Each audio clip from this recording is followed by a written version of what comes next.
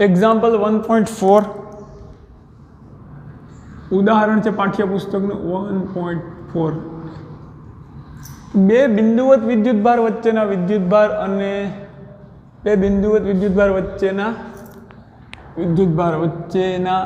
સ્થિત વિદ્યુત બળ માટેનો કુલમનો નિયમ મિસ્ટેક થઈ ગઈ છે લખવા રિપીટ થઈ ગયું તો ખાલી વિદ્યુતભાર વચ્ચેના એની વસ્તુ બે બિંદુવત વિદ્યુતભાર વચ્ચેના સ્થિત વિદ્યુત બળ માટેનો કુલમનો નિયમ અને બે સ્થિર બિંદુવત દળો વચ્ચેના ગુરુત્વાકર્ષણનો ન્યૂટનનો નિયમ એ બંનેનો આધાર શેના પર છે? એ નિયમના બળોનો આધાર તો કે તેમની વચ્ચેના અંતરના વર્ગના વ્યસ્ત પર છે. તે તમે જાણો છો કે બંને વ્યસ્ત વર્ગના બળો છે, આપણે અગાઉ ચર્ચા કરી ચૂક્યા છીએ. એ ખાલી ઇન્ફોર્મેશન હતી. તો એમાં શું કરવાનું છે તો કે ઇલેક્ટ્રોન પ્રોટોન, એમાં પાછું પહેલું ઇલેક્ટ્રોન પ્રોટોન અને બીજું બે પ્રોટોન વચ્ચે લાગતા આ બળના માનના ગુણોત્તર પરથી તેમની પ્રબળતાની સરખામણી કરો. બળના એટલે ખરેખર આ બળોના લખેલ હશે, આ બળોના મતલબ કે વિદ્યુત બળ અને ગુરુત્વાકર્ષણ બળ, બળોના માનના ગુણોત્તર એટલે કે બળોના મૂલ્યના ગુણોત્તર પરથી તેમની સરખામણી કરવાની છે. અગાઉ આપણે કરી ચૂક્યા છે. મેં ખાલી એની ઓવરવ્યૂ જસ્ટ હિન્ટ આપી દીધી હતી શું કરવાનું થતું હતું તેમાં. તો બે ઇલેક્ટ્રોન પહેલાં આપણે એથી શરૂઆત કરી કે બે ઇલેક્ટ્રોન અને પ્રોટોન વચ્ચે વિદ્યુત બળ કેટલું લાગે છે અને ગુરુત્વાકર્ષણ બળ કેટલું લાગે છે. તો એ વિદ્યુત બળ અને ગુરુત્વાકર્ષણ બળનો ગુણોત્તર મેળવવાનો છે. એના ઉપરથી આપણને આઈડિયા આવશે કે કયું બળ વધારે છે અને કયું ઓછું છે. સિમિલરલી એ જ વસ્તુ બે પ્રોટોન વચ્ચે ગુરુત્વાકર્ષણ બળ કેટલું લાગે છે અને વિદ્યુત બળ કેટલું લાગે છે તેની સરખામણી કરવાની છે. અને બીજું ઇલેક્ટ્રોન અને પ્રોટોન 1 એંગસ્ટ્રોમ દૂર હોય, એનો મતલબ કે 1 એંગસ્ટ્રોમ, આને એંગસ્ટ્રોમ કહીએ. 1 એંગસ્ટ્રોમ એટલે 10⁻10 મીટર. યાદ રાખીશું. હવે નેનોમીટર હોત તો 10⁻9, એંગસ્ટ્રોમ છે એટલે 10⁻10 મીટર દૂર હોય ત્યારે તેમના પરસ્પર આકર્ષણ બળથી ઉદ્ભવતા ઇલેક્ટ્રોન અને પ્રોટોનના પ્રવેગ મેળવો. મતલબ કે ઇલેક્ટ્રોન અને પ્રોટોન જ્યારે એટલા દૂર હોય ત્યારે ઇલેક્ટ્રોન પ્રોટોન વિદ્યુતભાર ધરાવે, એકબીજા પર આકર્ષણ બળ લગાડે છે એટલે તેમના કારણે આકર્ષણ બળ ઉદ્ભવશે. તો આકર્ષણ બળ જે ઉદ્ભવશે, બળ એટલે ખરેખર શું સંલગ્ન છે? બળ એટલે પ્રવેગ. આપણને જાણીએ છીએ બળ એટલે F બરાબર ma. બળ હશે ત્યાં પ્રવેગ હશે. બળ લાગશે એટલે કોઈ કણને હું સ્થિર હોય ને અહીંયા આ સ્થિર છે એનું આમ બળ લગાડું તો એનો વેગ સ્થિર હતો, એના વેગમાં કાંઈક ફેરફાર થયો, પ્રવેગ લાગે. અને બળ કેટલું હોય અથવા તો પ્રવેગ કેટલો હોય તો બળ લગાડીએ તો જ્યારે ઉદ્ભવતો પ્રવેગ આ સૂત્ર ઉપરથી આ મેળવી શકીએ. તો આપણને F બરાબર ma સૂત્ર ધોરણ 9થી આવડે છે, એનો ઉપયોગ ધોરણ 11માં આવડ્યો. જે કાંઈ પણ તમને વહેલો આવડી ગયું તો સરસ વસ્તુ છે. તો એવું બધું કરવાનું છે આમાં. તો પહેલાં તો બે ઇલેક્ટ્રોન પ્રોટોન વચ્ચે પહેલાં વિદ્યુત બળ અને ગુરુત્વાકર્ષણ બળની સરખામણી કરવાની છે. તો પહેલાંનો એ આપણે ગણતરી કરીએ. એમાં પેલું છે પેલું એમાં પાછા બે વિભાગ પડે છે. પેલું શું કરવાનું છે તો કે ઇલેક્ટ્રોન પ્રોટોન વચ્ચે લાગતા ગુરુત્વાકર્ષણ બળ અને વિદ્યુત બળ. તો કે ઇલેક્ટ્રોન પ્રોટોન વચ્ચે લાગતું વિદ્યુત બળ Fe અને ગુરુત્વાકર્ષણ બળ Fg. તો Fe બરાબર હું શું લખું? Fe બરાબર કે ને બદલે હું 1/4πε0 લખીશ, અથવા તમે કે લખો તો પણ ચાલે, ઇઝી પડે. કે તમને જે ઈચ્છા પડે આપણે કે લખીને કરીએ. કે Q1 એટલે ઇલેક્ટ્રોન પરનો વિદ્યુતભાર -E, Q2 એટલે પ્રોટોન પરનો વિદ્યુતભાર +E છેદમાં r² અંતરનો વર્ગ, બંને વચ્ચેના અંતરનો વર્ગ. આ એનું મૂલ્ય, બળનું મૂલ્ય કે Q1 Q2 r². Q1 ઋણ છે E જેટલો. E બરાબર 1.6 × 10⁻1.6 × 10⁻19 કુલમ. એ પણ આપણને ખબર છે. Fe આવી રીતે લખી શકીએ. સિમિલરલી Fg ઇલેક્ટ્રોન અને પ્રોટોન. તો આપણે લખીએ Fg બરાબર શું થાય? G mp × me બંનેના દળ છેદમાં અંતરનો વર્ગ. હવે આપણી પાસે mp એની તો છે, g નું મૂલ્ય નથી. તો યાદ રાખીશું ગુરુત્વાકર્ષણ બળના સાર્વત્રિક અચળાંક g નું મૂલ્ય થશે 6.67 10⁻11 ન્યૂટન મીટર સ્ક્વેર પર ન્યૂટન મીટર સ્ક્વેર પર કિલોગ્રામ સ્ક્વેર. મેં ડાયરેક્ટ એકમ કેમ બનાવી લીધો? તમને પણ ખબર છે કે આપણને ખબર છે ગુરુત્વાકર્ષણ બળ Fg બરાબર આવું આપણે લખીએ g m1 m2 r square. જીનો એકમ જોઈએ છે તો જીને એકલો કરો તો શું થશે? આનો એકમ ન્યૂટન, જી એમને કિલોગ્રામ ઇન્ટુ કિલોગ્રામ એટલે કિલોગ્રામનો વર્ગ અને છેદમાં આર સ્ક્વેર એટલે મીટરનો વર્ગ. જીને એકલો કરીએ તો શું થશે? ન્યૂટન મીટર વર્ગ છેદમાં કિલોગ્રામ વર્ગ બરાબર જી. આ જીનો એકમ. હવે યાદ રાખવાનું છે આપણે કેમ કેનો એકમ મેળવ્યો હતો એ રીતે. એફઈ અને એફજીનો ગુણોત્તર હવે આપણે મેળવવાનો છે. અંતર તો આમાં આપેલું નથી તો શું થશે? પણ જો બંનેના અંતર સમાન છે, સમાન અંતરે રહેલા એવું ધારવાનું છે. તો અંતર ગુણોત્તરમાં શું થશે? એફઈ અપોન એફજી લખીએ આપણે તો, સોરી, એફઈ અપોન એફજી બંનેનું મૂલ્ય છે તો આપણે માનાંકમાં પણ આપણે લખી શકીએ. હવે અહીંયા વિદ્યાર્થી મિત્રો એમપીએની પણ ગુરુત્વાકર્ષણ બળમાં તમે ધોરણ 11માં શીખ્યા છો કે અહીંયા એક ઋણ સાઇન આવે, માઇનસની નિશાની આવે. શા માટે? તો કે આ બળ ઋણ નિશાની એ બંને વચ્ચે આકર્ષણ દર્શાવે છે. અહીંયા તો ઓટોમેટિક આવી જતી હતી ઋણ નિશાની, માઇનસ ઈને લીધે આપણે એને આગળ લખીએ. ઋણ નિશાની આકર્ષણ દર્શાવે છે. કંઈ ઋણ નિશાની એટલે બળનું કંઈ બીજું કાંઈ છે નહીં. એ ઋણ નિશાનીથી બળ ઘટતું હશે કે એવું કાંઈ જ નથી. એ માત્ર આકર્ષણ દર્શાવે છે, અપાકર્ષણ નથી. માઇનસ ઈ હતું, મેં ઋણ બારોબાર લીધું. હવે આપણે એફઈ અપોન એફજી મેળવીએ તો શું થશે? કે ઈ એટલે ઈનો વર્ગ છેદમાં આરનો વર્ગ આખાના છેદમાં એફજી એટલે શું થશે? જી એમપી એમઈના છેદમાં આરનો વર્ગ. છેદનો છેદ અંશમાં જાય ને અંશનો છેદ છેદમાં જાય એટલે આપણે લખી શકીએ કે ઈનો વર્ગ. આ છેદનો છેદ અંશમાં આવે આરનો વર્ગ છેદમાં જી એમપી એમઈ અંશનો છેદ છેદમાં આરનો વર્ગ. આરને તમે ગમે ત્યાં લઈ જાઓ છેદના છે, અંશનો છેદ અને છેદનો છેદ હરખો હોય તો બંનેના છેદ અહીંયાથી પણ ઉડી જતા હતા. એમ ન આવડે તો આપણે એ તો અહીંયા રહેવા દઈએ, ન ઉડાડવા હોય તો આર સ્ક્વેર અહીંયાથી ઉડી જશે. હવે આપણે આની ગણતરી કરી લઈએ તો કેનું મૂલ્ય આપણે બધાના મૂલ્ય મૂકતા જઈએ. કેનું મૂલ્ય થશે 9 ગુણ્યા 10ની 9 એસઆઈ એકમાં છે. ઈનું મૂલ્ય એટલે 1.6 ગુણ્યા 10⁻19 એનો વર્ગ છેદમાં જીનું મૂલ્ય છે 6.67. યાદ રાખવાનું છે વિદ્યાર્થી મિત્રો, બંદૂક જેવું, ગુણ્યા 10⁻11 ગુણ્યા એમપી માસ ઓફ પ્રોટોન 1. આ પણ યાદ રહેવું જોઈએ, તમને દાખલામાં જરૂર ન પડવી જોઈએ કે ઉપર 1.67 ગુણ્યા અથવા 1.6 લખો તો પણ ચાલે. આમાં શું 1.67 ગુણ્યા 10⁻27 ગુણ્યા એમઈ ઇલેક્ટ્રોનનું દળ 9.11 ગુણ્યા 10⁻31. આ ઇલેક્ટ્રોનનું દળ. આ બધી વસ્તુ આપણે યાદ રાખવાની છે. કેલ્ક્યુલેટરમાં આપણે ગુણાકાર કરતા જઈએ તો સૌપ્રથમ આનું સાદુરૂપ આપવા માટે આપણે પેલા જે વર્ગ છે એ સાદું કરી દઈએ. તો કે આ 1.6 છે તો 1.6 નો વર્ગ થશે 1.6 ગુણ્યા 1.6 2.56. ઘાતનું સાદુરૂપ આપી દઈએ આપણે. પહેલાં 2.56 થાય છે એટલે કે આનો જવાબ આવશે 9 ગુણ્યા 2.56.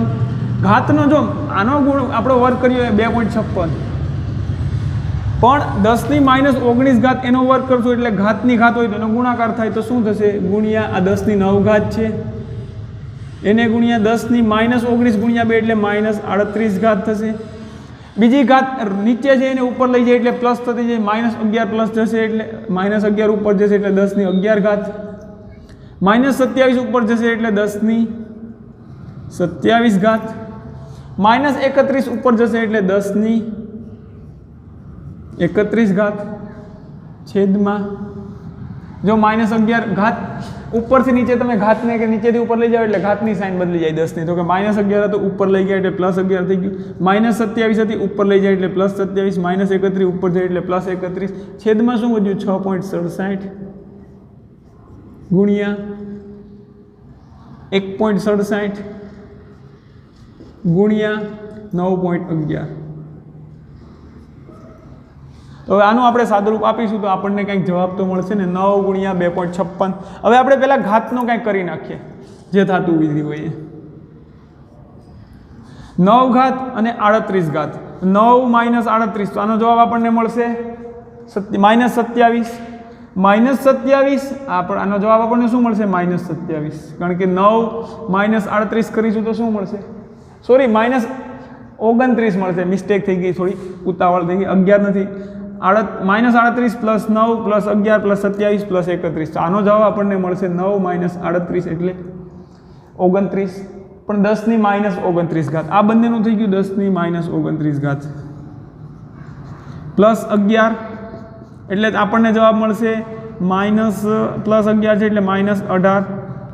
-18 આ પણ થટી ગયું. હવે -18 + 27 કરવું એટલે +27. તો આનો જવાબ આપણને મળશે 10 માંથી 27 17, 17 માંથી 8 જશે એટલે 9. 10 ની -9 ઘાત, સોરી 10 ની +9 ઘાત. અને હજી આનું પણ આવી ગયું. હવે જે 10 ની 31 છે, +31 એટલે 10 ની કેટલી ઘાત મળશે? 31 ની 9, 10 ની 40 ઘાત. આપણને મળ્યું 10 ની 40 ઘાત. આ ઘાતનું સાદુરૂપ. હવે આપણે કરતા જઈએ 9 × 2.56 બરાબર એટલા ભાગ્યા 6.67 આટલા ભાગ્યા 1.67 આટલા ભાગ્યા 9.11 0.227 આપણને જવાબ મળે છે 0.227 0.50 × 10 ની એટલી ગુણોત્તર આપણને એટલો મળે છે. હવે આને આપણે 2.27 લખી શકીએ તો 10 ની હવે આને આપણે 0 પોઈન્ટ છે એની જગ્યાએ આપણે એક આંકડા પછી ડિજિટ લાવવો છે તો શું કરીશું? આને હું અહીંયા નીચે લખું છું. આ પોઈન્ટને આપણે એક સ્થાન આ બાજુ લઈ જઈશું. પોઈન્ટને જમણી બાજુ લઈ જાવ એટલે ઘાતમાં ઘટે. ઘાતમાં એક ઘાત બાદ કરવાની, જેટલા સ્થાન જમણી બાજુ લઈ જાવ એટલી ઘાત બાદ કરવી પડે. તો હું પોઈન્ટને જમણી બાજુ લઈ જાઉં તો મને મળે છે 2.27 ગુણ્યા 27 પછી 0 5 છે એને બદલે 0 છે લખવાની જરૂર નથી. 2.27 ગુણ્યા 10 ની 40 છે, એક ઘાત બાદ કરી એટલે 39 ઘાત.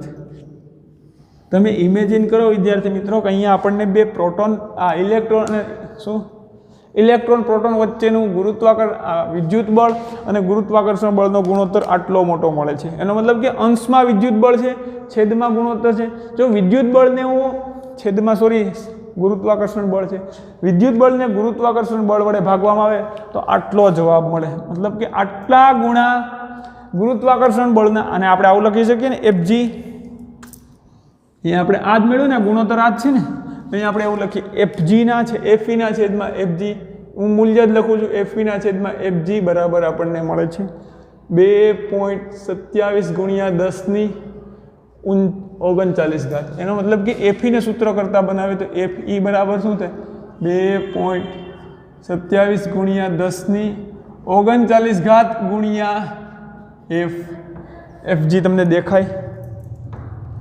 Fg આવ્યું આમાં, R15 Fg ઘણું બધું આવે છે આમાં Fg. એનો મતલબ કે Fe એ Fg કરતાં આટલા ગણું મોટું છે. તો અહીંયા તમે જોયું વિદ્યાર્થી મિત્રો કે Fe Fg કરતાં ખૂબ જ મોટું છે. હવે પ્રોટોનના માનની ગણતરી કરવાની છે. હજી તો એક થયું, હજી તો બીજું પણ બાકી છે. એ આપણે થોડું ઘણું તમને હોમવર્ક પણ આપવું પડશે ને, એ બધું તો હું નહીં કરું. તો હવે આ બીજું આપણને એક ક્યાં ગઈ ગ્રીન માર્ક? અહીંયા છે. આ બીજું ગણતરી કરી કે બે પ્રોટોન વચ્ચે લાગતા બળના મૂલ્યો ગુણોત્તર પરથી તેમની પ્રબળતાની સરખામણી કરો. તો બીજું, બે પ્રોટોન વચ્ચે લાગતું બળ, બે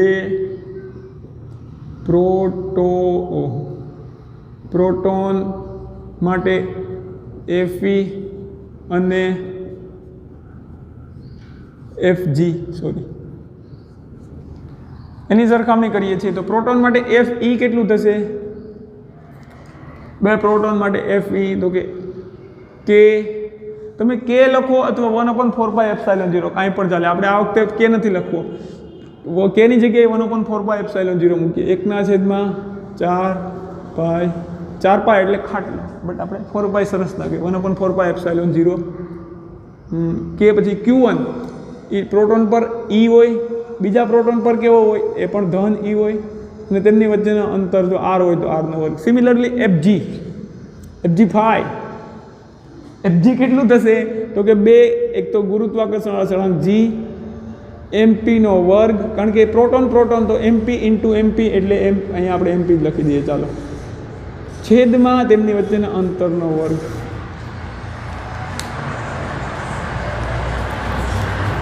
તો હવે આપણી પાસે ઘણું બધું વિદ્યાર્થી મિત્રો મળી ગયું છે. આમાં આવી ગણતરી કરી. હવે આપણે 4πε0 એક વખત ટ્રાય કરીએ. આમાં પણ આ તમારે કરવાની છે, મારે કરવાની નથી. હવે આમાં ε0 ની કિંમત તમને ખબર છે 8, જ્યાં ε0 બરાબર 8.854 × 10⁻12 ઘાત ન્યૂટન મીટર સ્ક્વેર પર coulomb square, sorry coulomb square પર ન્યૂટન, કુલમ સ્ક્વેર પર ન્યૂટન મીટર સ્ક્વેર, આનો એક. હવે આમાં આપણે FE/FG મેળવીએ. FE/FG. FE શું છે? જો બંનેમાં તમને ખબર છે r² હટી જશે એટલે હું ડાયરેક્ટ લખું છું FE એટલે, તોય આપણે ટ્રાય કરી લઈએ. હાલો 4πε0 r² છે. ઇલેક્ટ્રોન એટલે ઇલેક્ટ્રોનનો વર્ગ 1 હટાવી દઉં. છેદમાં FG કેટલું છે? G mp² છેદમાં r². બંનેના છેદ, જો આ અંશ છે આ છેદ છે, બંનેના છેદમાં r² હટી જાય તો આપણને જવાબ મળશે e² છેદમાં અંશનો છેદમાં આવશે 4πε0 છેદમાં G mp માસ ઓફ પ્રોટોનનો વર્ગ. આમાં વિદ્યાર્થી મિત્રો તમે આ કિંમત મૂકશો એટલે FE/FG ની કિંમત કાંઈક તો આવશે કે નહીં? FE/FG ની તમારે સરખામણી કરવાની છે. અને આનો એકમ કાંઈ નહીં થાય, કારણ કે બળના છેદમાં બળ, ન્યૂટનના છેદમાં ન્યૂટન, એકમ રહિત થશે. તો એ પણ પરિમાણ પણ ન હોય, એકમ ન હોય એટલે તો એ જે આપણને ગુણોત્તર મળશે એકમ રહિત હશે. તો આની ગણતરી તમારે જાતે કરવાની છે. હવે આપણે આ તો તમારા ઉપર છોડી દીધું. હવે બી જોઈએ કે ઇલેક્ટ્રોન અને પ્રોટોન 1 એંગસ્ટ્રોમ દૂર હોય ત્યારે તેમના પરસ્પર આકર્ષણ બળથી ઉદ્ભવતા ઇલેક્ટ્રોન અને પ્રોટોનના પ્રવેગ મેળવો. અહીંયા આપણને બીમાં થોડીક ટ્વિસ્ટ તો ન કહીએ, પણ એમાં આપણને થોડુંક મગજ વાપરવા જેવું આપણને કીધું છે. બીમાં જોઈએ આપણે. બીમાં ઇલેક્ટ્રોન અને પ્રોટોનનો અંતર, એમની વચ્ચેનું અંતર કેટલું છે? 1 એંગસ્ટ્રોમ, 10⁻10 ઘાત. આપણને ખબર છે Q1 E, Q2 -E, અંતર 10⁻10 ઘાત મીટર. ઈની કિંમત તમને ખબર છે 1.6 × 10⁻19 ઘાત કુલમ. અહીંયા પણ -1.6 × 10⁻19 ઘાત કુલોમ્બ. અને પરસ્પર આકર્ષણ બળથી ઉદ્ભવતા, અને આકર્ષણ બળ થાય ત્યારે પેલું જોઈએ છે પ્રવેગ. તો બંને જ્યારે એટલા અંતરે દૂર હશે ત્યારે કંઈક FE તેના પર લાગશે કે નહીં? FE. અને FE બરાબર આપણે શું લખી શકીએ? તમે 1/4πε0 મૂકો તો પણ ચાલે. ε0 k ની જગ્યાએ 1/4πε0. આ માઇનસ હું મૂકું છું E², કારણ કે આપણે લખી દઈએ તો પણ પ્રોટોનનો વિદ્યુતભાર, ઇલેક્ટ્રોનનો વિદ્યુતભાર છેદમાં તેમની વચ્ચે અંતર r². હવે આની આપણે કિંમત મેળવશું તો શું મળશે?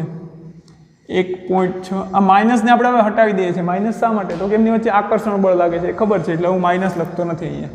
તમને સમજાય એટલા માટે મેં લખ્યું હતું 1.6 × 10⁻19 ઘાત.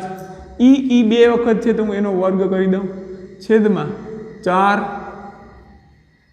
બરાબર 4 પાઈની કિંમત ગુણ્યા 3.14. ε0 ની કિંમત તમને ખબર છે 8.854 10⁻12 ઘાત, અને અંતરનો વર્ગ ગુણ્યા 10⁻10 ઘાતનો વર્ગ.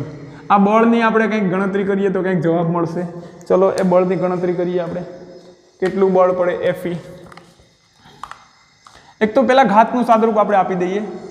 ઘાતને ઉપર જ જવા દો. -19 ની 2 ઘાત છે, -19 નો વર્ગ છે તો 1.16 ની તમને ખબર છે 1.16 નો વર્ગ, 16 નો વર્ગ 256 થાય, 1.6 નો વર્ગ 2.56. એને ગુણ્યા 10⁻19 ની 2, -19 ને એનો વર્ગ તો એ થશે -38. એને ગુણ્યા -12 ઉપર જશે એટલે 10⁻12. એને ગુણ્યા -10 ઉપર જશે, -10 નો વર્ગ, આ -10 નો વર્ગ -20 થશે, -20 ઉપર જશે એટલે 10⁻20. અહીંયા છેદમાં રહી ગયું 4 × 3.14 ગુણ્યા 8.854. આનું આપણે 54 છે, આનું આપણે સાદુરૂપ આપીએ 2.56 ભાગ્યા 4 બરાબર આટલા, એને ભાગ્યા 3.14 બરાબર આટલા, એને ભાગ્યા 8.854 બરાબર આટલા. તો 0. મને મળે છે 0.230 ગુણ્યા 10 ની આ કેટલી ઘાત આવે છે? -38 + 20 એટલે -18 થઈ જાય. -38 + 20 એટલે આપણે કરીશું સિમ્પલ છે -38. તમે કેમ પણ કરી શકો 10 થી પહેલા -38 + 20 કરી એટલે -18 -18 + 12 -6 10 ની કેટલું કરશું આપણે 10 ગુણ્યા 10 ની -6 ઘાત ન્યૂટન. આ જવાબ આપણને મળ્યો 2.56. આનું કરીએ -38 + 20 એટલે -18 + 2 એટલે -6 ઘાત. હવે આને આપણે જો 2.3 લખવું હોય તો 2 ડિજિટ આપણે આમ જવું પડે 1 અને 2 તો પોઈન્ટને 2 ડિજિટ લઈ જઈએ 2.3 ગુણ્યા 10 ની -6 છે એમાંથી આપણે -2 બાદ કરીએ -6 2 ડિજિટ જમણી બાજુ જાય એટલે -2 -6 -2 એટલે -8 ન્યૂટન. ઇલેક્ટ્રોન અને પ્રોટોન વચ્ચે બળ આટલું લાગે છે. હવે તેમાં ઉદ્ભવતા પ્રવેગ જોઈએ છે આપણે તો એ પણ આપણે હજી ગણતરી કેલ્ક્યુલેટર મૂકવું નથી. હવે તેમાં ઉદ્ભવતા પ્રવેગ તો એફી મળી ગયું. બંને વચ્ચે ઇલેક્ટ્રોન જેટલું બળ લગાડશે આની પર આકર્ષણ એટલું જ પ્રોટોન એના પર આકર્ષણ બળ લગાડશે. તો પ્રવેગ બરાબર શું થાય એફ બરાબર એમ એ આપણને ખબર છે. બળ બરાબર દળ ગુણ્યા પ્રવેગ. ઇલેક્ટ્રોનનો પ્રવેગ જોઈએ છે તો આ સૂત્રમાં એફઈ ઇલેક્ટ્રોનનો પ્રવેગ મળે છે તો ઇલેક્ટ્રોનનો પ્રવેગ કોને કારણે છે તો કે પ્રોટોનને બળને લીધે. પ્રોટોન કંઈક બળ લગાડશે તો ઇલેક્ટ્રોનના દળ અને પ્રવેગ જેટલું બળ હશે. ઇલેક્ટ્રોનનો પ્રવેગ જોઈએ છે તો બળ તો આપણને ખબર છે 2.3 ગુણ્યા 10 ની -8 ઘાત ન્યૂટન. નીચે લખું નહીંતર તકલીફ પડશે. એફ બરાબર આ આખા પદને નીચે લખું છું. એફની કિંમત આપણને ખબર છે 2.3 10 ની -8 ઘાત ન્યૂટન બરાબર એમ. ઇલેક્ટ્રોનનો આપણે પ્રવેગ જોઈએ છે તો એ ઇલેક્ટ્રોનનું દળ મૂકીએ. ઇલેક્ટ્રોનનું દળ તમને ખબર છે 9.11 10 ની -31 ઘાત કિલોગ્રામ. અને ઇલેક્ટ્રોનનો પ્રવેગ જોઈએ છે એટલે આપણે એ લખીએ તો એને સૂત્રનો કરતા બનાવીએ તો આપણને શું મળશે એ બરાબર. દર વખતે પછી નવા નેક્સ્ટ સ્ટેપ હું આ વખતે નહીં લખીએ. આ આખું પદ અહીંયા છેદમાં આવશે 2.8 ગુણ્યા 10 ની -8 ઘાત છેદમાં 9.11 ગુણ્યા 10 ની -31 ઘાત. આનું સાદુરૂપ આપશું એટલે આપણને એ કંઈક મળશે. ચલો આપી જ દઈએ. ઇલેક્ટ્રોનનો પ્રવેગ બરાબર ઘાતનું સાદુરૂપ આ 2.8 ભાગ્યા 9.11. આનો જવાબ મળે છે 0.307. 0.307 સોરી 2.3 છે મિસ્ટેક થઈ ગઈ છે. જવાબ કંઈક અલગ મળશે 2.3 ભાગ્યા 9 2.3 ભાગ્યા 9.11 આપણને મળશે 252 252 ગુણ્યા ઘાત કરીશું -8 આ -31 ઉપર લઈ જાય -31 ને +31 10 ની -8 ગુણ્યા 10 ની 31 ઘાત. આનું સાદુરૂપ આપશું એટલે આપણને શું મળશે -8 એટલે 31 એટલે 10 ની 23 ઘાત. એ ઈ બરાબર 0.252 ગુણ્યા 10 ની 23 ઘાત. પ્રવેગ છે આ બધા એસઆઈ એકમોમાં છે. આ કિલોગ્રામમાં છે ન્યૂટનમાં છે તો આ મીટર પ્રતિ સેકન્ડ સ્ક્વેરમાં હોય. હવે આને આપણે એક અંકમાં લઈ જઈએ તો એક અંક પછી પોઈન્ટ મૂકવો હોય તો એ શું મળે આપણને એ બરાબર પોઈન્ટને જમણી બાજુ લઈ જઈએ એક સ્થાન અહીંયા છે 0 પોઈન્ટ અને અહીંયા લઈ જઈએ તો 2.52 ગુણ્યા 10 ની એક ઘાતકમાં ઘટાડો થાય પોઈન્ટ જમણી બાજુ જાય તો 22 ઘાત મીટર પ્રતિ સેકન્ડ સ્ક્વેર. જો તમે મીટર પ્રતિ સેકન્ડ સ્ક્વેર ન લખો અને આખો દાખલો સાચો ગણો એટલે ફટાકથી આપણો અડધો માર્ક તો કટ થઈ જાય. એ શરૂઆતમાં અડધો માર્ક ન કટ થાય પણ તમારે 80 ઉપર માર્ક જાય 100 માંથી એટલે પછી એકમોના માર્ક કટ થવા માંડે. પછી મોડરેટ થાય ને તમારું પેપર એમાં એકમોના માર્ક જાય. અને એકમ એ સરનેમ કહેવાય. આપણી સરનેમ વિના અસ્તિત્વ નથી. એમ કોઈ પણ ભૌતિક રાશિનો એકમ લખવો જરૂરી છે. અડધા માર્ક ન થાય એકમ બહુ અઘરું પડે. તો આપણે અહીંયા ઇલેક્ટ્રોનનો પ્રવેગ મળ્યો. આટલો પ્રવેગ ખૂબ જ મોટો પ્રવેગ 10 ની 22 ઘાત ધન ઋણથી એટલા મીટર પ્રતિ સેકન્ડ સ્ક્વેર. એક સેકન્ડ સ્ક્વેરમાં એટલા મીટરે ભાગી જાય. એના વેગમાં એટલો ફેરફાર થાય. દરેક સેકન્ડે તેના વેગમાં આટલો વધારો થાય. 10 ની 2 ને આપણે હટાવી દઈએ તો પણ 10 ની 22 ઘાત મીટર પ્રતિ સેકન્ડ જેટલો. દર સેકન્ડે 10 ની 22 ઘાત મીટર પ્રતિ સેકન્ડ જેટલો વેગ વધે. તો બોલો એ વેગ કેવડો છે? પણ આંખનો પલકારો પણ ન થાય. પ્રકાશ કરતાં વધી જાય હતા. પ્રકાશના વેગ કરતાં પણ આ વેગ વધી જાય. તો હવે આ સોરી આ પ્રવેગ છે, સોરી મિસ્ટેક થઈ ગઈ, એટલે કે પ્રવેગમાં એનો વેગ જેટલો હોય ને એમાં એટલો વધારો કરે વેગમાં, પ્રકાશનો વેગ, સોરી આ પ્રવેગમાં મિસ્ટેક થઈ ગઈ બોલવામાં, આ પ્રવેગ છે તો દર એના વેગમાં આટલો વધારો કરશે. હવે ગુરુત્વ પ્રવેગ g નું મૂલ્ય તો તમને ખબર છે, ગુરુત્વ પ્રવેગ g 9.81 મીટર પ્રતિ સેકન્ડ સ્ક્વેર. કારણ કે ગુરુત્વાકર્ષણ બળ માટે કોણ જવાબદાર છે? ગુરુત્વ પ્રવેગ અથવા ગુરુત્વાકર્ષણ બળને લીધે જે પ્રવેગ ઉદ્ભવે છે ગુરુત્વ પ્રવેગ છે. તો આની સાપેક્ષમાં ઇલેક્ટ્રિક પ્રવેગ, આ વિદ્યુત બળને લીધે ઉદ્ભવતો પ્રવેગ ખૂબ ખૂબ ખૂબ ખૂબ ખૂબ મોટો છે. હવે આને તો આપણે અવગણી નાખીએ તો પણ હાલે. આ 9.81 આને કાંઈ ફરક ન પડે. આ એમ કહે કે હવે આપણે કોઈની જરૂર છે નહીં, મતલબ 9.81 ને તો એ કંઈ ગણકારે પણ નહીં, અવગણી નાખે. સિમિલરલી અહીંયા આપણે હજી તો પ્રોટોન ઇલેક્ટ્રોનનો પ્રવેગ મેળવ્યો છે. તમારે વિદ્યાર્થી મિત્રો પ્રોટોનનો પ્રવેગ મેળવવાનો છે F બરાબર ma પરથી. તો બળ તો આટલું જ લાગે છે ઇલેક્ટ્રોન પ્રોટોન બંને વચ્ચે પરસ્પર, તો એ બળની કિંમત મૂકીશું અહીંયા. પછી m પ્રોટોનનો પ્રવેગ મેળવવો છે તો પ્રોટોનનું દળ મૂકીશું અને AP મેળવશું. AP નું મૂલ્ય કંઈક મળશે. AP નો જવાબ અને આપણે જે અહીંયા બે પ્રોટોન વચ્ચેના ગુરુત્વાકર્ષણ બળ અને વિદ્યુત બળ વચ્ચેનો ગુણોત્તર છે એનો જવાબ તમારે કોમેન્ટમાં આપવાનો છે અને હોમવર્કમાં કરવાનો છે. તો આ એક્ઝામ્પલ 1.4 અહીંયા આપણે પૂરું કરીએ છીએ. આપણે ઉદાહરણ 1.6 જોઈએ. 1.5 ઉદાહરણ છે જે સિલેબસમાં આ વખતે અભ્યાસક્રમમાં તો છે નહીં, નીકળી ગયું છે ઉદાહરણ 1.5, પરંતુ તમારે ઉદાહરણ 1.5 ગણવાનું છે જાતે. અને 1.5માં એવું કંઈક છે કે એક ગોળો છે, બીજો એક વિદ્યુતભારિત ગોળો છે, બીજો વિદ્યુતભાર વિહિત ગોળો છે. જે વિદ્યુતભારિત છે નહીં તેમની વચ્ચે કંઈક શરૂઆતમાં 10 સેન્ટીમીટરનું પેલું કંઈક અંતર રાખે છે, પછી બંને ગોળાને સ્પર્શ કરાવે છે તો બંને ગોળા પર એક સમાન વિદ્યુતભાર વિતરિત થશે. અહીંયા હશે એના ને બંને ગોળા જો સમાન હશે, સમાન ધાતુના બનેલા, સમાન દ્રવ્યના અને સમાન કદના હશે તો બંને ગોળા પર આના પર જેટલો હશે એનો અડધો વિદ્યુતભાર, બંને પર અડધો વિદ્યુતભાર વિતરિત થશે. પછી સ્પર્શ કરાવ્યા પછી બંનેને 5 સેન્ટીમીટર લાવવામાં આવે છે તો તેમના પર કેટલું બળ લાગશે? તો આ તમે જાતે કરી શકશો.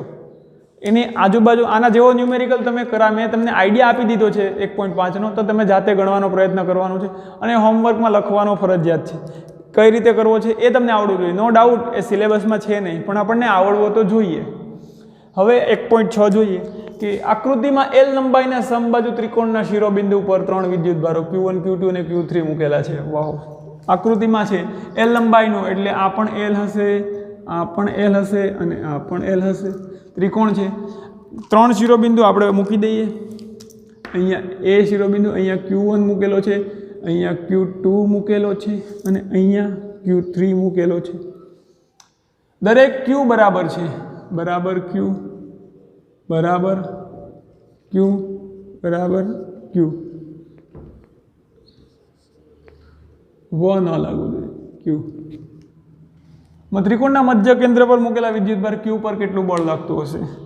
હવે અહીંયા એક વસ્તુ લખવાની ભૂલાઈ ગઈ છે કદાચ કે દરેક Q અને O કેપિટલ Q નિશાની સમાન છે, સમાન ચિહ્ન છે, ચિહ્ન એના ચિહ્ન સમાન છે એનો મતલબ કે બધા જ વિદ્યુતભાર સજાતી હશે. ઋણ છે તો બધા ઋણ છે, બે જણા ધન છે તો બધા ધન છે, બીજું કાંઈ નથી. નિશાની સમાન છે આનો મતલબ કે બધા ધન છે અથવા બધા ઋણ છે, કોઈ પણ લઈને ગણી શકો, જવાબ એ જ આવે.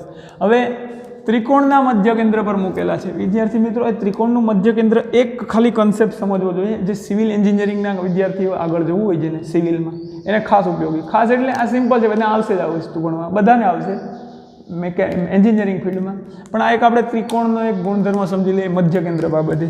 કોઈ ત્રિકોણ છે તેનું મધ્ય કેન્દ્ર એ હું બે ત્રિકોણ દોરો. એ કદાચ કાટકોણ હોય કે ન હોય જરૂરી નથી, પણ કાટકોણ ત્રિકોણ દોરું તમને એની હાઇટ સમજાઈ જાય.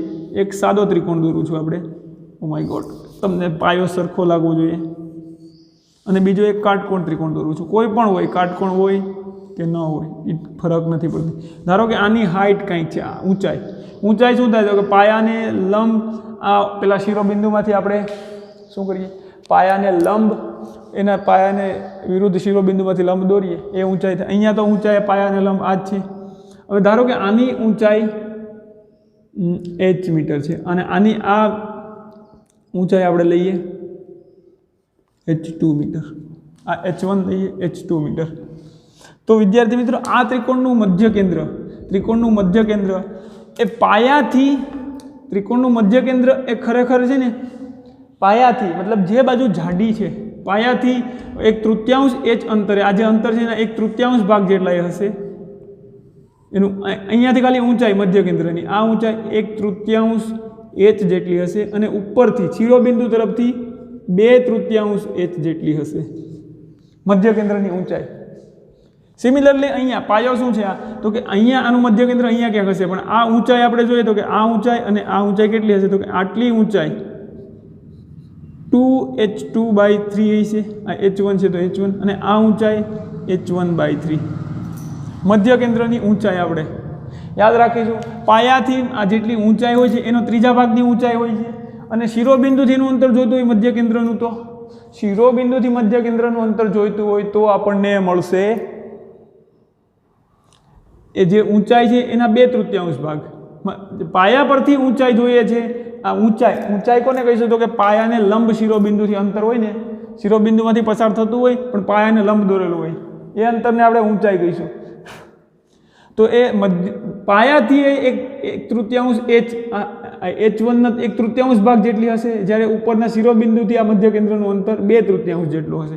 તો આમાં પણ અહીંયાથી જ આખી h2 હોય આ લંબાઈ, તો 2/3 h2 જેટલું થાય શિરોબિંદુથી અંતર, અને પાયાથી h1 એ h/3 એટલે h1/3 એટલું થશે. આ કન્સેપ્ટ ખાલી શીખવાનો હતો, એટલે આ ન્યુમેરિકલ સોલ્વ થઈ ગયું, આપણે પતી ગયું. બાકી બધું તમને આવડે છે. ત્રિકોણ કેવો છે? સમબાજુ. ધારો કે આ ત્રિકોણની ઊંચાઈ આપણે h લઈ લઈએ. સિમ્પલ. ઊંચાઈ કેમ કરશું? તો કે આને આપણે સમબાજુ છે તો 83 કેમ થાય છે? ઓ માય ગોડ, લંબ અંતર આ છે, સમબાજુ છે એવું ધારો, ભલે આ વધારે ઓછું લાગે, ત્રિકોણ સમબાજુ છે. તો અહીંયાથી આ જેટલી ઊંચાઈ થશે એટલી જ ઊંચાઈ આ પણ થશે કે નહીં? સમબાજુ છે તો, અને એટલી જ ઊંચાઈ આ પણ થશે, એટલે આ એનું બનશે મધ્ય કેન્દ્ર. હવે ધારો કે આપણે ઊંચાઈ કેટલી લઈએ છીએ, આને આપણે એ બિંદુ કહી દઈએ, બિંદુ ડી, ABD, ABC, આપણે ડી પણ આવીએ, એ, આ બિંદુ બી, આ બિંદુ સી, અને આપણે કહીએ બિંદુ, આને આપણે એ કહીએ, ઓ કહીએ, મધ્ય બિંદુ છે એટલે મધ્ય કેન્દ્ર, અને આને આપણે ડી કહીએ. અહીંયા એલ એ ખરેખર BC, AB અને AC છે. એલ એ આખું અંતર આ એલ છે. તો હવે આપણે તો વિદ્યાર્થી મિત્રો AD જોઈએ, AO જોઈએ છે, કારણ કે જો ત્રિકોણ સમબાજુ હોય OA બરાબર OB થશે ને OB બરાબર OC થશે, અને O પર કયો વિદ્યુતભાર મૂક્યો છે એને? Capital Q. O પર અહીંયા capital Q, oh my god, એ તો O રાખવાનો, તો કેપિટલ Q વિદ્યુતભાર છે, અને આ બિંદુનું નામ O છે, O બિંદુ. હવે કેપિટલ Q પર Q1 ને લીધે કઈ દિશામાં બળ લાગશે એ પણ તમને ખબર છે, બંને સમાન નિશાની છે. તો હવે હું જ રેડ કલરથી જે ચિહ્ન દર્શાવું છું એ બળની હશે. તો કે Q1 ને લીધે કેટલું બળ લાગશે? નીચે તરફ લાગશે કંઈક, F1,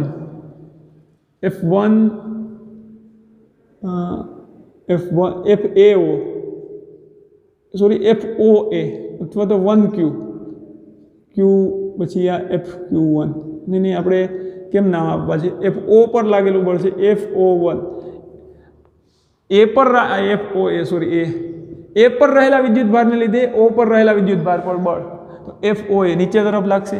Q3 C પર રહેલા વિદ્યુતભારને કારણે આ દિશામાં લાગશે,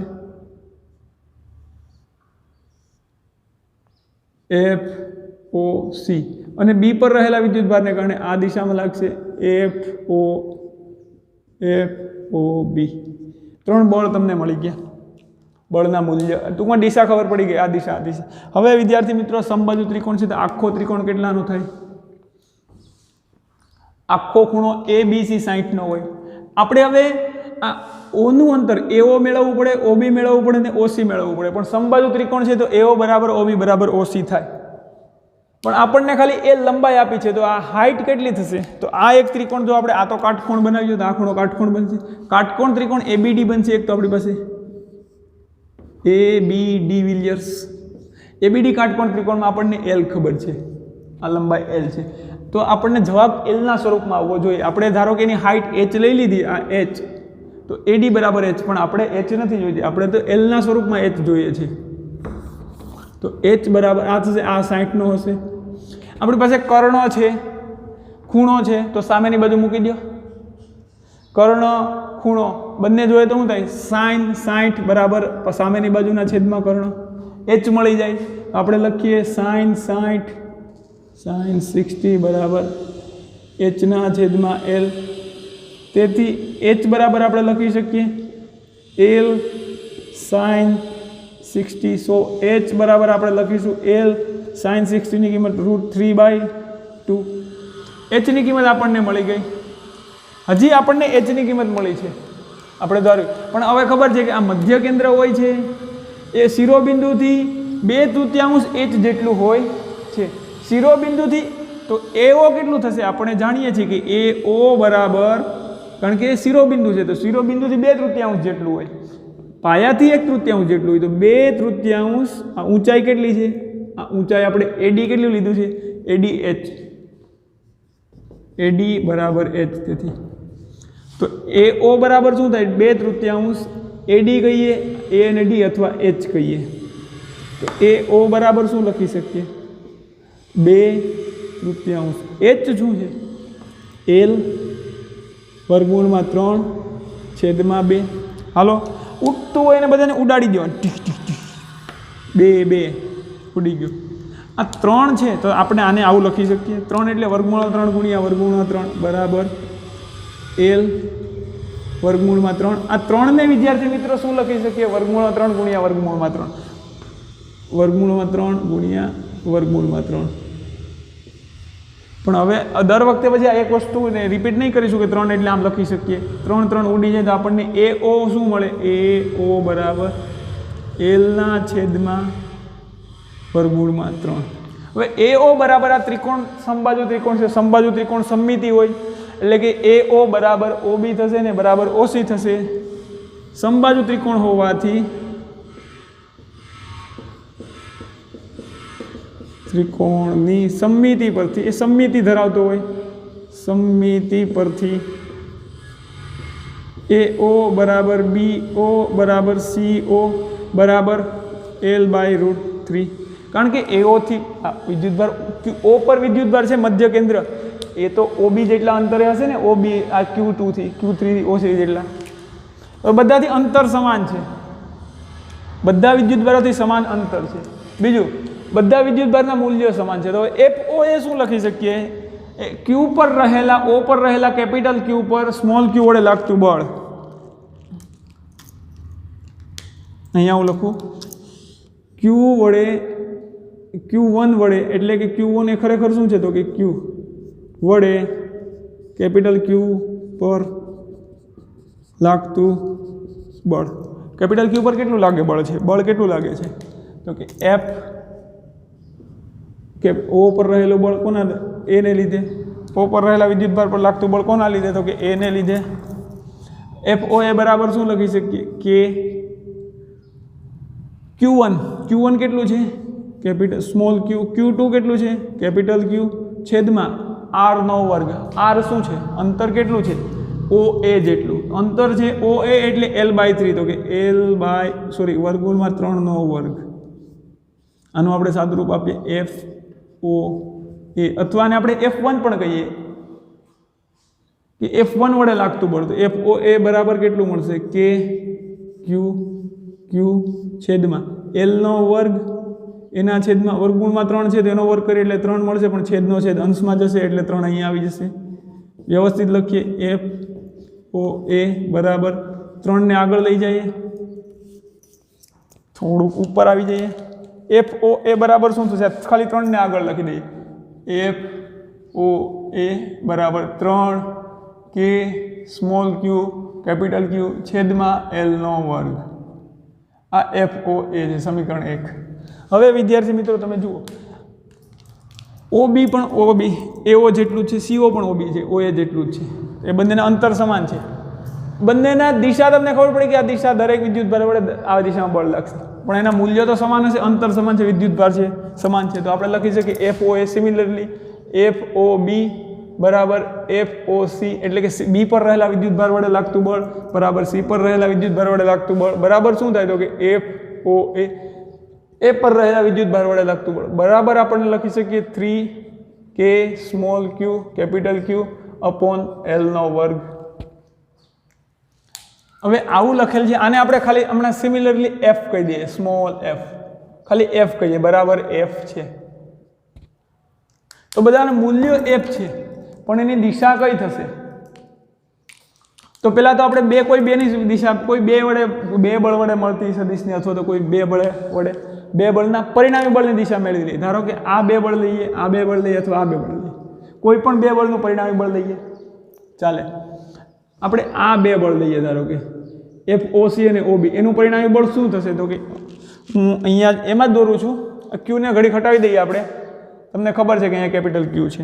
હવે આનું પરિણામી બળ જોઈએ છે તો શું કરશું એમના વડે જો આ એનો પેલું થશે કે નહીં ઓબ્વિયસ છે એમના વડે મળતો એક સમાંતર બાજુ ચતુષ્કોણ રચો તે બંનેના છેદ બિંદુથી અન્ય એક પેલો દોરો વિકર્ણ તો આ વિકર્ણ દિશામાં એના પર લાગતું બળ હશે તો સ્વાભાવિક છે વિકર્ણ તો આપણને આ જ દિશામાં મળવાનો છે ઉપરની દિશામાં તો આનું પરિણામી બળ કઈ દિશામાં છે આ દિશામાં એ બંનેથી એકદમ જો આ બંને બળના મૂલ્યો સમાન છે બંને બળના મૂલ્યો સમાન છે તો એક વસ્તુ એ પણ છે કે જો સમાન મૂલ્યની કોઈ પણ બે સદિશ રાશિ હોય ને સમાન મૂલ્યની તો એનું પરિણામી બળ એ બંનેના અથવા એના પરિણામી સદિશ બંનેના દ્વિભાજક પર હોય.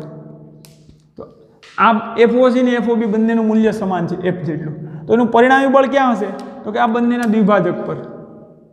હવે તમને ખબર છે સમમિતિ પરથી જો આ 90 નો ખૂણો હોય આખો 60 નો હોય તો આનો દ્વિભાજક કેટલાનો હોય 30 નો આ પણ 30 નો હોય તો આ કેટલાનો બને 90 30 તો આ બને 60 નો ખૂણો આ 30 આ 90 તો આ પણ કેટલાનો બને 60 નો ખૂણો એ 60 નો ખૂણો બને છે. તો મતલબ કે ટોટલ બંનેનો ખૂણો 60 અને 60 આખો કેટલો બને છે 120 આખો ખૂણો 120 બને છે. આ બંનેના બળના મૂલ્ય સમાન છે તો આ બંનેના લંબ દ્વિભાજક 60 ઉપર જશે. એનું મૂલ્ય કેટલું હશે એ ખબર નથી. ધારો કે એનું મૂલ્ય આપણને અહીંયા આ બંને બળ FOC ધારો કે FOC અને FOB નું પરિણામી બળનું મૂલ્ય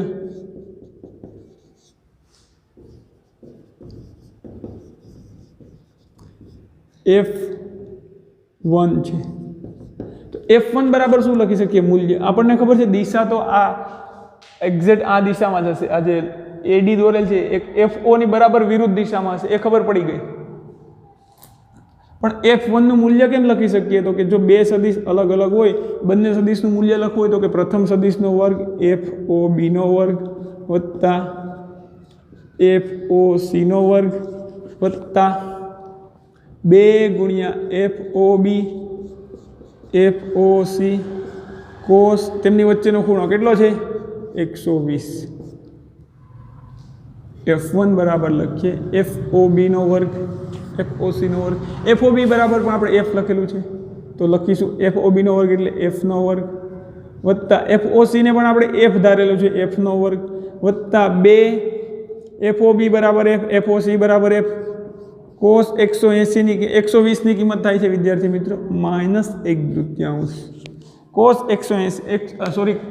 120 ની કિંમત થશે -1/3.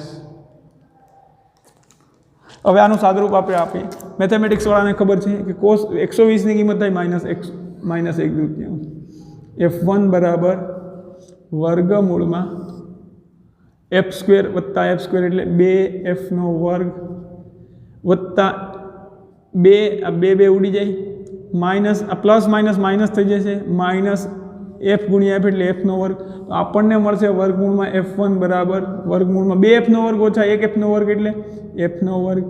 હવે વર્ગમૂળ હટી જાય f નો વર્ગ છે તો આપણે લખી શકીએ f1 બરાબર પણ શું થાય છે f. એટલે કે અહીં આ બંનેનું પરિણામી બળ f એ ઉપરની દિશામાં છે O થી A તરફ અને હજી આપણે આ બંનેનું પરિણામી બળ મેળવ્યું છે. હવે ક્યુ પર હવે કેટલા બે બળ ધારી શકીએ? ક્યુ પર આપણે આ બે બળ ધારી શકીએ. ઓ પર રહેલા જે કેપિટલ ક્યુ છે, એક તો આ એફ ઓ એ, અને આ કેટલું મેળવું પરિણામ? એક્ઝેક્ટ એની વિરુદ્ધ દિશાનું એફ જેટલું. પણ એફ ઓ એનું મૂલ્ય પણ કેટલું છે? એફ જેટલું. એફ ઓ એ બરાબર પણ એફ. તો અહીં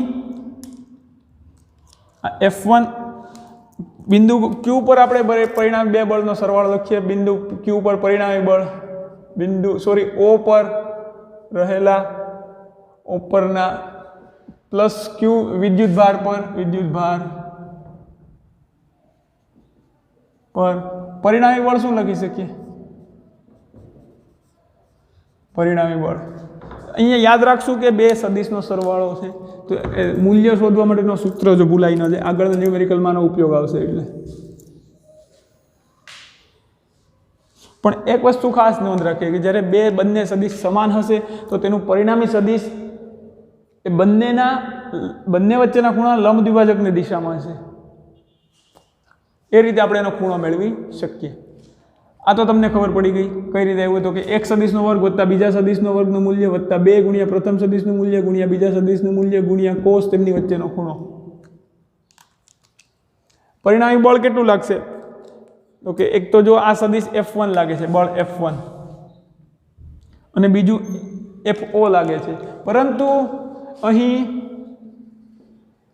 FO A અને F1 શું છે? તો કે FOB અને OC નું પરિણામી બળ, અને FOA એ બંને F1 એ બંનેનું પરિણામી બળ છે. એટલે આપણે એ બંનેને હટાવીને આપણે આ બંનેને બદલે F1 ગણી શકીએ. અને FOA અને F1 એ પરસ્પર વિરુદ્ધ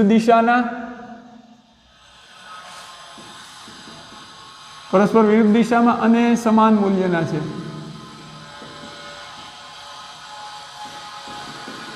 તો તેથી પરસ્પર વિરુદ્ધ દિશામાં અને સમાન મૂલ્યના છે. તેથી ક્યુ પર પરિણામી બળ 0 લાગે. ક્યુ સ્થિર રહે. ક્યુ પર પરિણામી બળ 0 ન્યૂટન લાગે. ક્યુ પર કાંઈ પરિણામી બળ લાગે નહીં. કારણ કે બધા પરિણામી બળ ટોટલ બળોનો સદિશ સરવાળો આપણે કરીએ છીએ. જો આપણે બળોના સંપાતપણાનો સિદ્ધાંતનો ઉપયોગ કર્યો છે કે ક્યુ પર એક આને કારણે લાગે છે, આને કારણે, એ બંનેનો સરવાળો મેળવ્યો, એની સાથે આને આપણે સરવાળો કરીએ. પરંતુ એ બંને પરસ્પર વિરુદ્ધ દિશાના અને સમાન મૂલ્યના છે. કે F1 નું મૂલ્ય પણ F મળ્યું છે, FOA નું મૂલ્ય પણ F છે. આપણે F ધારેલું છે, આને આપણે F કહીએ તો. અથવા તો આ F બરાબર શું લખી શકીએ? F બરાબર આપણે આવું લખેલું છે તો કે બંનેના મૂલ્ય સમાન અને પરસ્પર વિરુદ્ધ દિશામાં છે. તો આપણે ક્યુ પર લાગતું પરિણામી બળ 0 મળે છે.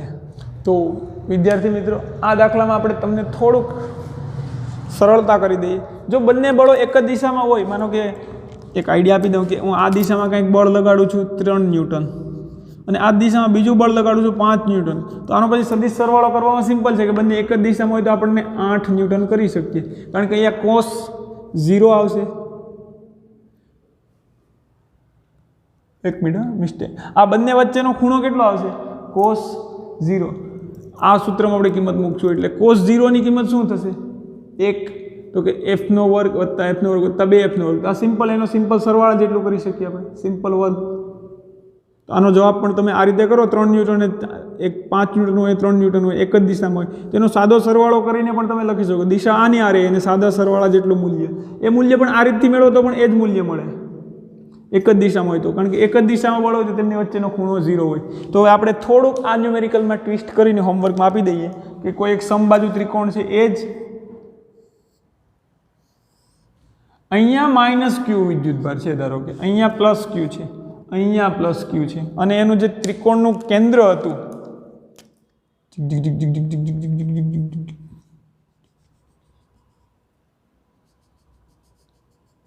અહીંયા જે વિદ્યુતભાર આપણે જોડતા હતા ઓ પર, આપણો ABC બધું, એ અહીંયા પ્લસ ક્યુ વિદ્યુતભાર છે. આ L છે, L છે, L છે, A B C, અહીંયા પ્લસ ક્યુ વિદ્યુતભાર છે આ O બિંદુ પર. તો આ કિસ્સામાં આ બધું L છે.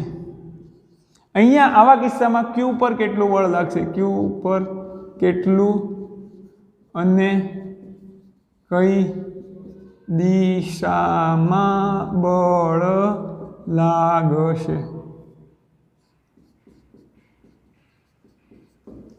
ક્યુ પર કેટલું અને કઈ દિશામાં બળ લાગશે એ તમારે નક્કી કરવાનું છે.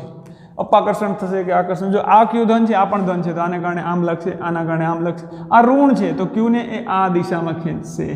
તો પહેલાં આ બંને બળનું પરિણામી બળ આ દિશામાં કંઈક મળશે, એટલું બળ આના જેવું જ હશે. એટલે મેં તમને આવું સમજાવ્યું હશે ને કે આના જેવું જ કંઈક થતું હશે. તો કે એક તો આ દિશામાં એક બળ ઓલરેડી છે માઇનસ ક્યુ લીધે, અને બીજું કે આ બંનેના પરિણામી બળ પણ કંઈક આ દિશામાં આવશે. ત્યારે આપણે માઇનસ આ પ્લસ ક્યુ પર કેટલું બળ લાગે છે તે વિચારવાનું છે. અને ઉદાહરણ 1.6 અને એના પછીનું ઉદાહરણ 1.7 એ હોમવર્કમાં કરવાનું છે, તમને આવડી જશે. સિમ્પલ એમાં 1.7માં એવું કંઈક છે કે અહીંયા પ્લસ ક્યુ વિદ્યુતભાર માઇનસ છે, કોઈ એક જગ્યાએ માઇનસ છે ને કોઈ એક જગ્યાએ પ્લસ છે. તો એમાં શું છે, આવો ત્રિકોણ છે 1.7માં, અહીંયા માઇનસ ક્યુ છે, અહીંયા પ્લસ ક્યુ લ્યો અને અહીંયા પ્લસ ક્યુ. તમને ઈચ્છા પડે ત્યાં માઇનસ ક્યુ એક લઈ શકો, આ ક્યુ આ પણ ક્યુ. બંને ત્રણેય વિદ્યુતભાર મૂલ્ય સમાન છે, પણ એક ને ઋણ છે ને બે ધન છે. તો હવે દરેક વિદ્યુતભાર પર લાગતું બળ, તો આ કિસ્સામાં તમારે શું થાય, તો કે આને આપણે આના પર ક્યાં ક્યાં બે બળ લાગે, એક તો ક્યુ આ બળ લગાડે ને આ પણ બળ લગાડે. તો એક તો આ દિશામાં બળ લગાડશે, આ દિશામાં બળ લગાડશે. જો આ બંને બળ આ L લંબાઈ હોય ધારો કે,